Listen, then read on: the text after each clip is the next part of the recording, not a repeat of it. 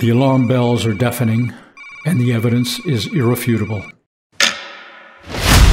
Greenhouse gas emissions from fossil fuel burning and deforestation are choking our planet and putting billions of people at immediate risk. We are on a fast track to climate disaster. This is not fiction or exaggeration. It is what science tells us will result from our current energy policies. This is a climate emergency.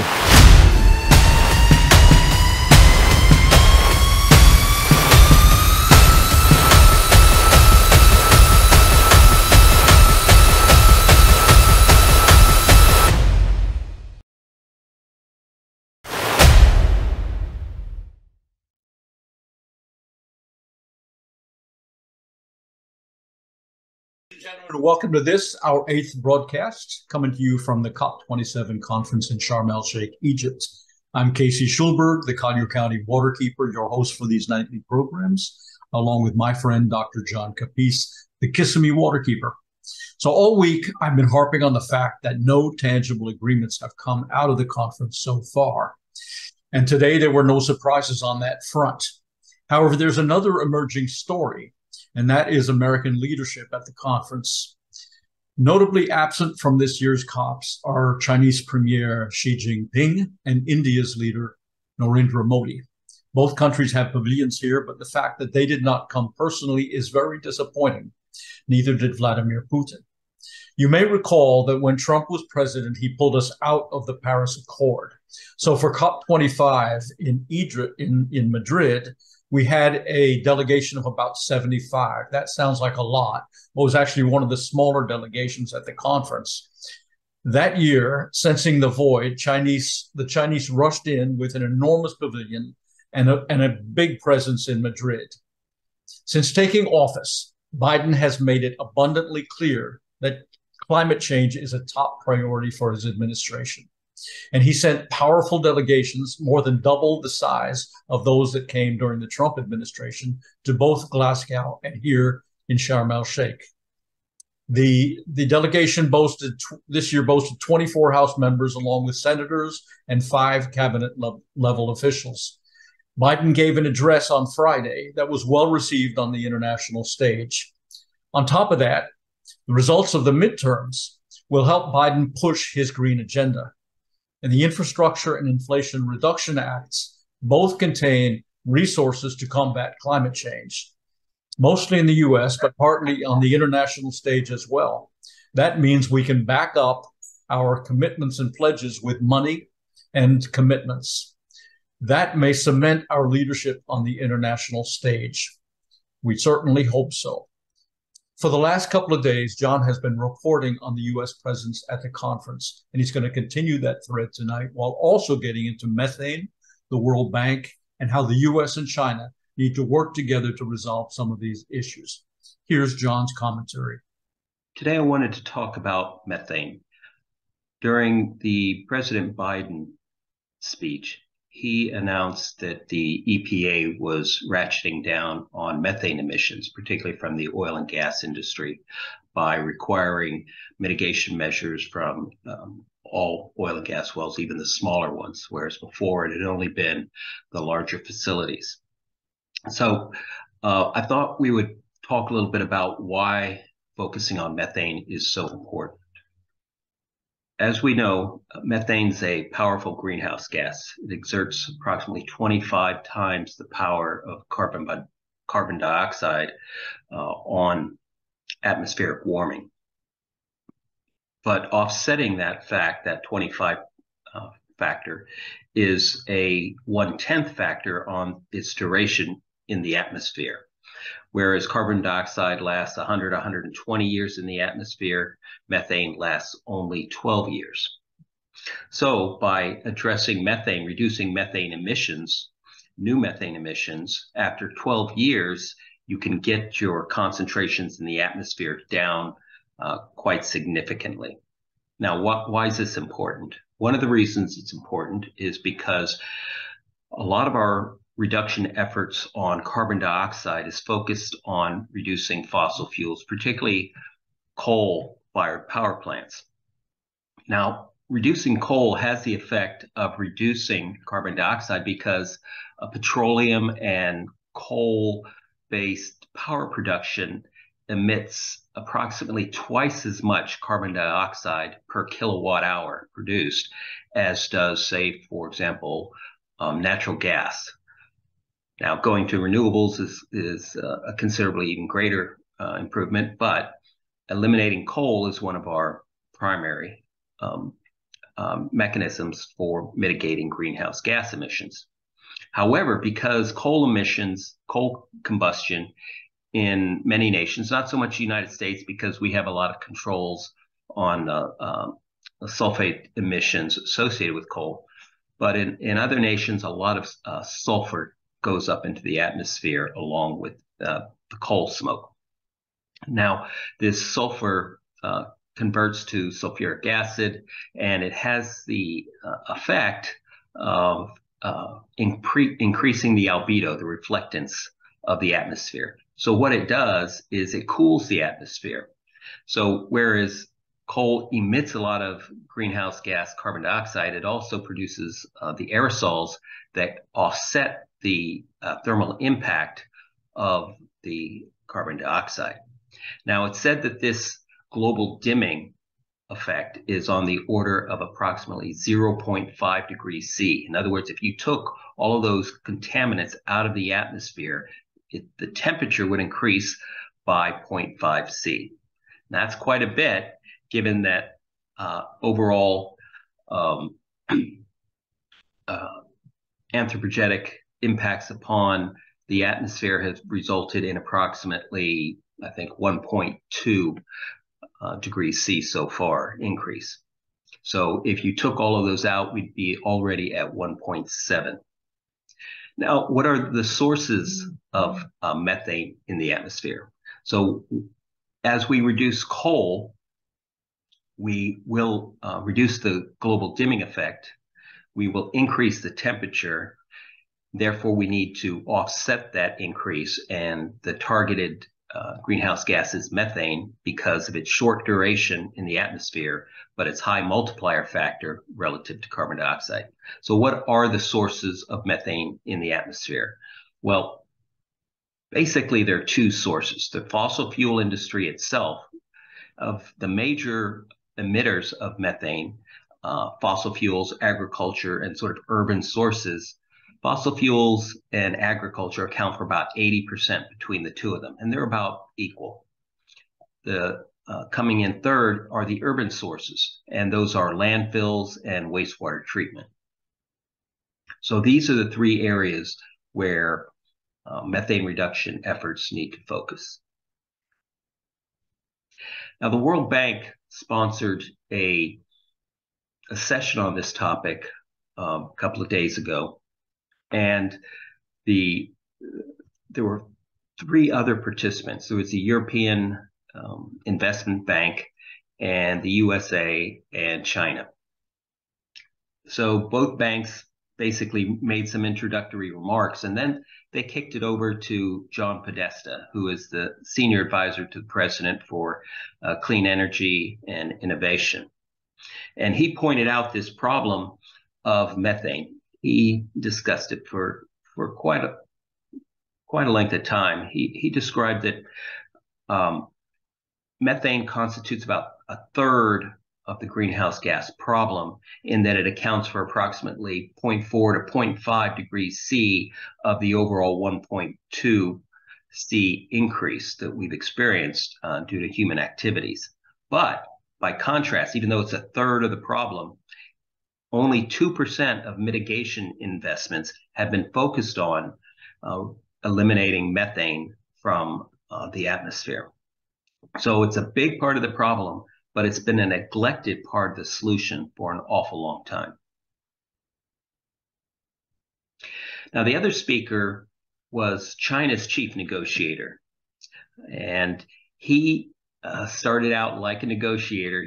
The first thing he said was he was glad to see the financiers at this meeting. When he was asked to speak, he said, "Who else is speaking?" They said, USA, the World Bank, and the European Investment Bank. And he said, "Good, because that's where the money has to come from." And of course, we know that China holds an awful lot of U.S. debt and probably similar quantities from other nations. But I think just the treasury bonds that China holds are on the order of $1 trillion. But after he sort of couched his presence there as expecting to receive money to address this problem from the USA and from the Europeans, he pointed out that methane wasn't even part of China's NDCs. And the way he worded that, it sounded sort of in the passive voice, whereas NDCs are nationally determined contributions. In other words, when the Paris Agreement was reached, China did not put any methane on the table as far as its activities in mitigating the climate crisis. They focused simply on carbon dioxide.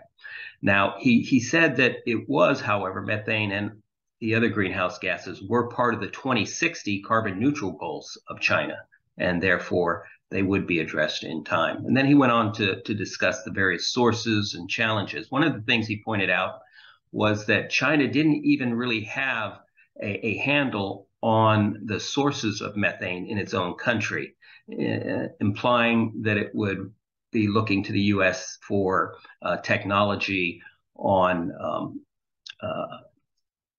sort of remote sensing to determine the sources of methane in its own country. Later on in the discussion, the Chinese representative basically said the West needed to give China more technology and more money to address the problem. So that's interesting, in that China is quite effective at securing technology from other nations through other means.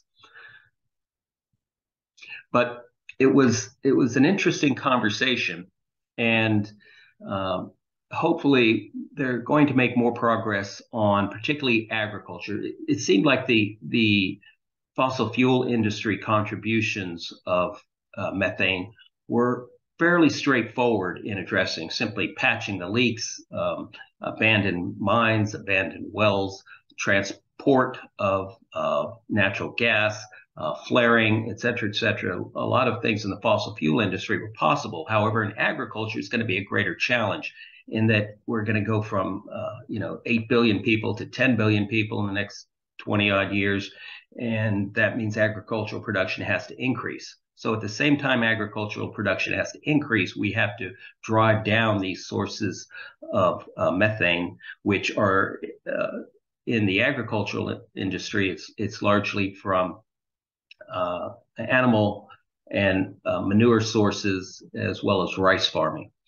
So it's going to take an awful lot of effort on the agricultural side to address this problem, as well as the landfills and wastewater treatment.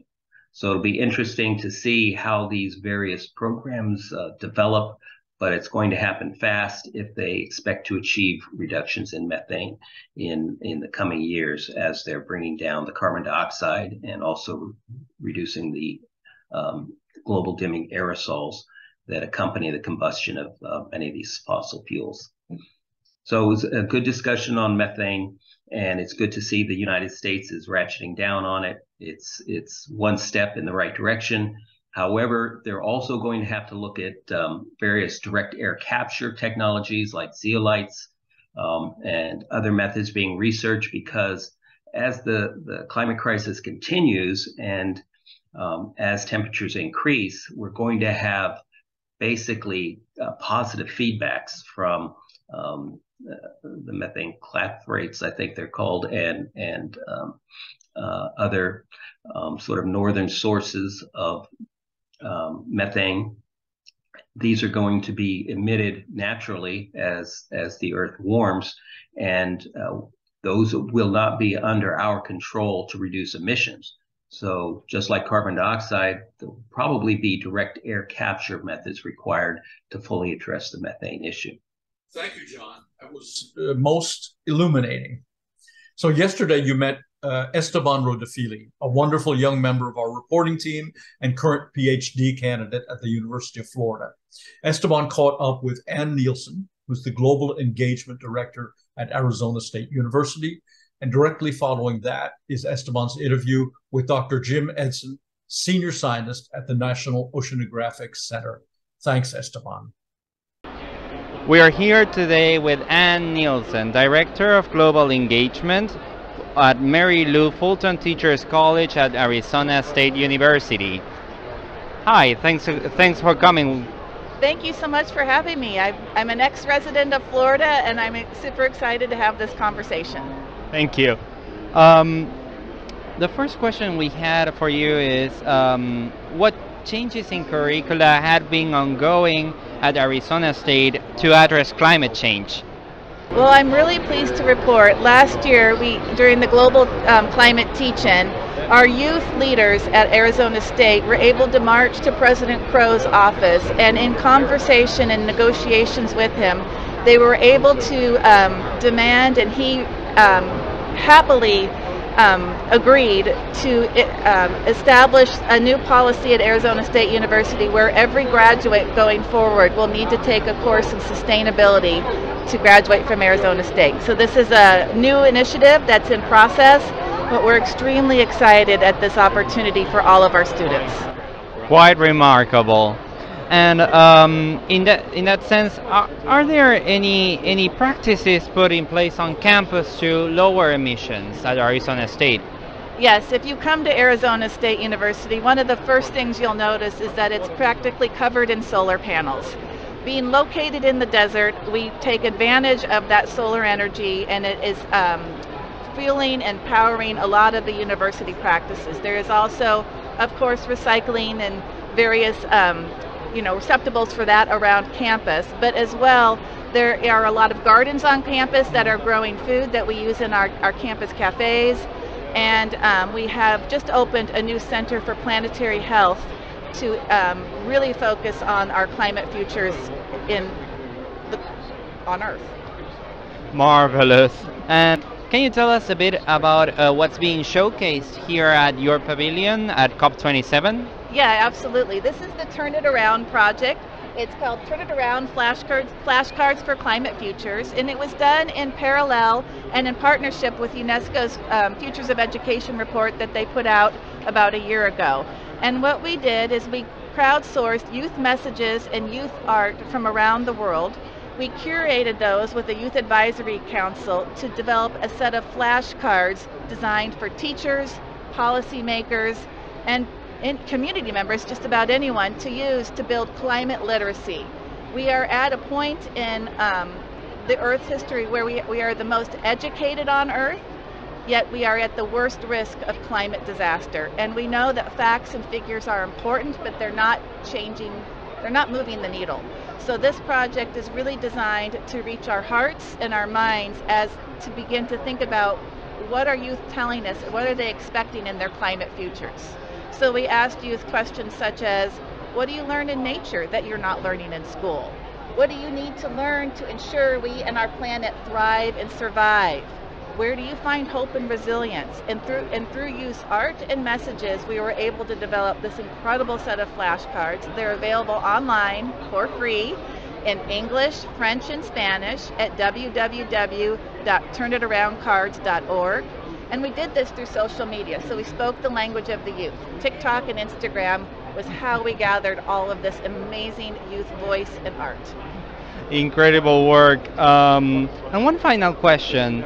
From a broader standpoint, a broader viewpoint on education, what practices might you think would be recommendable to address climate change? Well, I think education is one of the most powerful motivators and powerful tools to mitigate climate change. So one of the things I would really like to see is that climate education, climate literacy is embedded across all K-12 standards for youth that are growing up within the educational system within the United States. Currently, right now, New Jersey is the only state in the United States that has climate standards geared at the K-12 level. California is coming on soon, but 2 states is not enough. We have too much at risk, and we need to help our youth become educated. As I've listened to youth across the conference, many of them have told us this is what they expect to see in school, and they're hoping. And we know globally youth are leaving school striking because why should they go to school if school is not going to educate them for the planet they're going to live on? Amazing. Thanks for having us. Thank you so much. We're here today at the Ocean Pavilion with Dr. James Edson. How do you do? Thanks for having us. Doing very well. Enjoying this meeting. Thank you. Yeah. Can you tell us a little bit about your research? Yes, certainly. So I'm a senior scientist at the Woods Hole Oceanographic Institution. I'm actually one of the few marine meteorologists at the Woods Hole Oceanographic Institution. And really what my focus has been on is air-sea interactions, so the transfer of momentum, heat, and mass between the atmosphere and the ocean. Wonderful. And we discussed before that you're also working at the Ocean Observatories Initiative. Would you mind telling Campus Climate Corps a little bit about your work there? Yeah, certainly. So I like to think of it as deploying sophisticated sensors in difficult locations. So that's what we do. It's a little different than, say, the tropics. We put our sensors in the Erminger Sea, which is a very difficult place to keep things running for a year. The Gulf of Alaska, the west and east coast of the US, so mid-latitude cyclones. We also have a cabled observatory that goes down and monitors an active volcano on the seafloor. So these are the 5 arrays that I oversee, and this is in collaboration with colleagues at not only Woods Hole, but Oregon State University and the University of Washington. I would like to say the data that we collect, this is funded by the National Science Foundation, is freely available to everyone, right? And they just need to go to the Ocean Observatories Initiative, OOI website, and you'll be able to download whatever data you want. That's wonderful. Can you give us a little bit more of precision on the measurements within the first question about your research or Right. what you do at the Ocean Observatories Initiative as it relates to climate change? Right, and so I've been on several panels this week. One is the blue carbon panel, where I come into play. Now, the observatory itself measures the exchange of CO2 between the atmosphere and the ocean. But in order to do that, they need a model of the transfer velocity, it's called. And in order to get that transfer velocity, you have to measure that exchange directly between the atmosphere and the ocean. That is not easy. We usually go places where there's a big signal to noise, and in those locations we use sophisticated sensors like infrared gas analyzers and sonic anemometers. We combine those with motion correction is the other thing we have to do. But the idea being is we measure the exchange of CO2 into or sometimes out of the ocean, it depends where. If it's over a bloom, a phytoplankton bloom, it's in, they're drawing CO2 down. If it's in the equator, upwelling brings up CO2, and so there it's a source. So sinks and sources. And so what we're trying to do is, again, improve those models, because if you do, and the models are important, because if you can't get the CO2 from the atmosphere into the ocean, model that accurately, all the other processes that we talk about, the solubility pump, the biological pump, actually adding iron to the ocean waters to draw down more CO2, all of that requires direct measurements from the atmosphere to the ocean. Quite a lot of work. Overall, what goals did you have coming here to COP27? Yeah, it's a pleasure to answer that question. I wasn't certain how this was going to turn out, but the observatory, for example, it's running very smoothly. The infrastructure is in place, and we're going to try to keep this running for the next 25 years. Actually, it's a long-term project. But what we need is users. And so I'm here right now to, the way I think of it is it's a network of networks. And so what we're lacking were international partners. And that's what I got here. I think I made at least 4 really good connections with people that are running similar observatories during similar problems, but we're all trying to come together to truly make this a global observatory, and that's why now it's up to me. I have to follow up, but it's been terrific. Remarkable. Well, quite a lot of work. Thanks for having us. Absolutely. And please follow the Ocean Pavilion online. The content will be available online. We'll share the link in the description. Thank you. You're welcome. Well, this may be the start of the work week in Egypt, but it's the end of our week here in the United States. So Michael kicked back and did the tourist thing. Here are some relaxed shots of this idyllic seaside resort, known also to be one of the world's premier snorkeling destinations. Today was basically at that day at COP. COP was closed, no negotiation took place, no presentation. Everybody had a day off. I decided to have a day off as well and decided to play a tourist. Sharm el-Sheikh is a very popular touristic city. I was curious why, so did my trip to a beach and saw there are many tourists. Most of them were speaking Russian, so it's a very popular destination for Russian tourists. What surprised me that many of the local people spoke very good Russian, and they were approaching me thinking that I was Russian, offering me various things in Russian as well. One of them was a diving tour.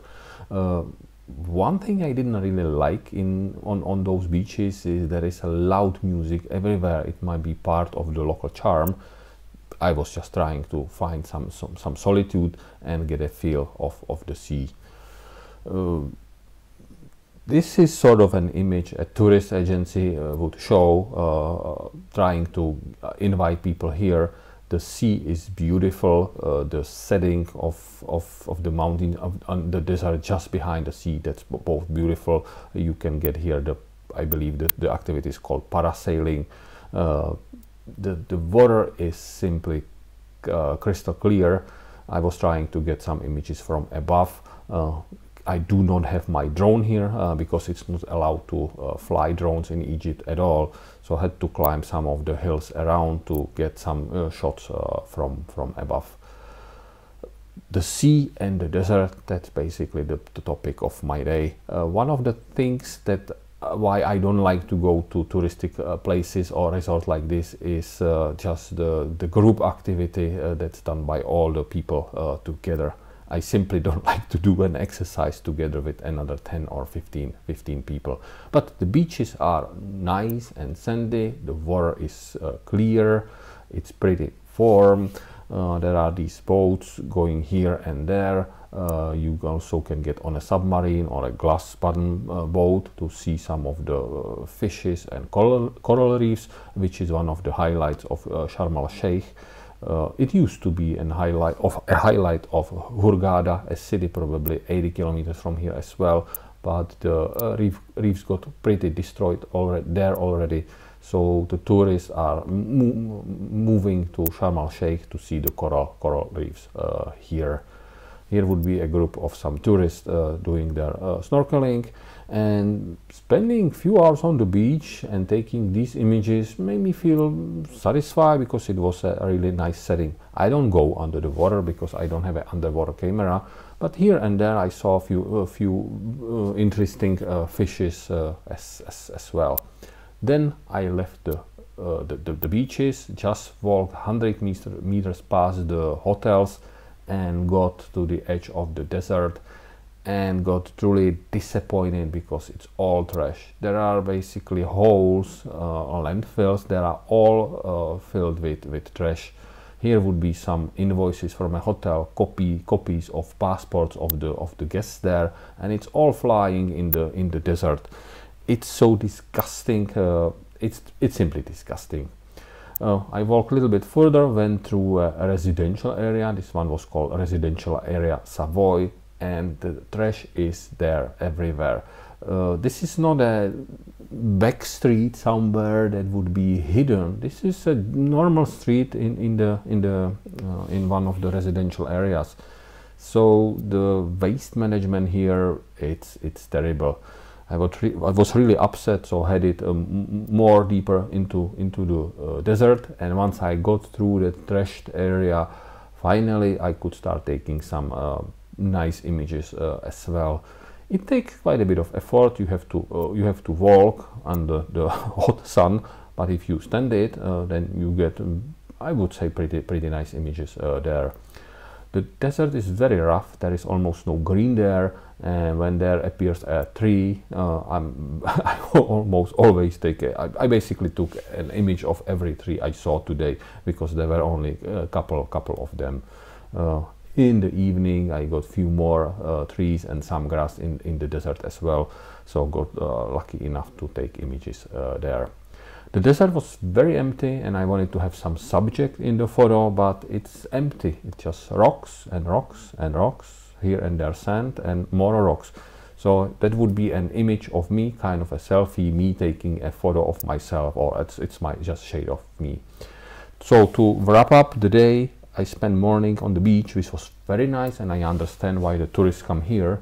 I spent part of the day also in the desert, also very nice. And then I spent some time in between in all the trashed area, and that was just the worst part of the day. This last image is supposed to give you a bit of hope, because this is a flock of storks flying around, and I'm hoping that within week 2 COP will achieve some real measures, and things will get better. Thanks for that, Michael. I expect to see our entire team in the water by the end of the week. Friends, that brings us to the end of day 8. We want to thank you for your attention and for your commitment to addressing climate change. As Chris Wilkie once quoted to me, we are the first generation to experience the impacts of climate change, and the last generation that can do anything about it. So let's make sure we all do something about it. Thank you and good night.